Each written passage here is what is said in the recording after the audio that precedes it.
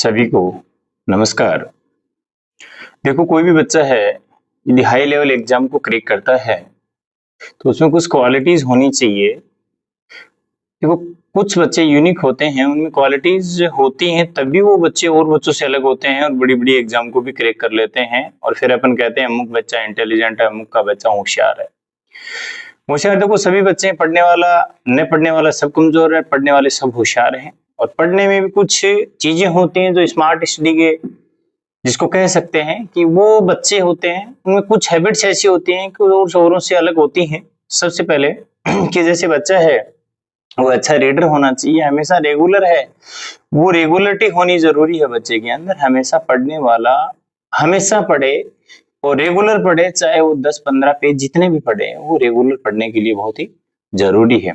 दूसरा, बच्चा कोई भी जब कोई प्रेयर होती है, कोई भी डिबेट होती है तो उसके अंदर पार्टिसिपेट करने में आगे रहने वाला होना चाहिए। कि कहने का मतलब वहां से बच्चे की वोकेबलरी जो शब्द भंडार हो बन जाता है, बच्चा है वो बोलना वहां से सीख जाता है। जब बच्चा बोलना सीख जाता है इसका मतलब है पढ़ना भी सीख जाता है।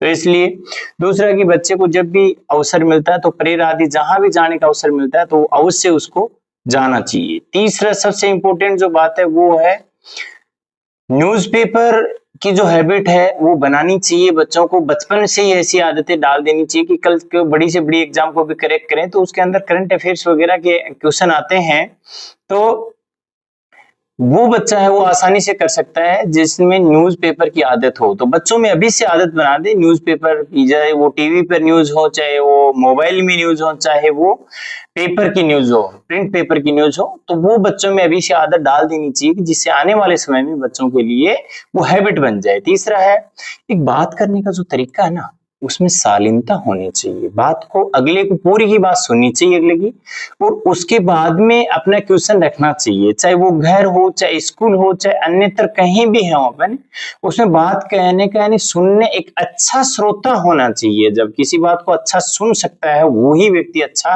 एक्सप्लेन कर सकता है। तो इसलिए अच्छी श्रोता बनना चाहिए, अच्छा सुनने वाला बनना चाहिए, फिर अपनी बात को एक्सप्लेन करना चाहिए। क्योंकि ऐसी देखो विशेष, क्योंकि पढ़ाई अच्छी पढ़ाई की यही विशेषता है कि जो आपने पढ़ा है, जो आपने पढ़ा है यानी टीचर ने जो आपको पढ़ाया है, जो आपने पढ़ा है और वो पढ़ करके आपने सीख लिया, और सीखने के बाद में यदि वही बात, वही क्वेश्चन, वही चैप्टर, वही लेसन यदि आप किसी दूसरे को सिखा देते हो या समझा देते हो तो सबसे बड़ी पढ़ाई आपकी वही है। इसका मतलब है कि आपने सीखा है, सीख करके आप दूसरे को समझा रहे हो या दूसरे को सिखा रहे हो या सिखा देते हो, तो इसका मतलब है वो चीज आपने सीख ली है। और ऐसे हैबिट वाले बच्चे ही गोल्ड गिफ्टेड बच्चे होते हैं, लेकिन उनमें कुछ छोटी छोटी आदतें होती हैं, उन आदतों की वजह से ही बच्चा है वो गोल्ड गिफ्टेड बनता है। तो सभी पेरेंट्स से मैं यही निवेदन करूंगा कि बच्चों में छोटे छोटे बदलाव हैं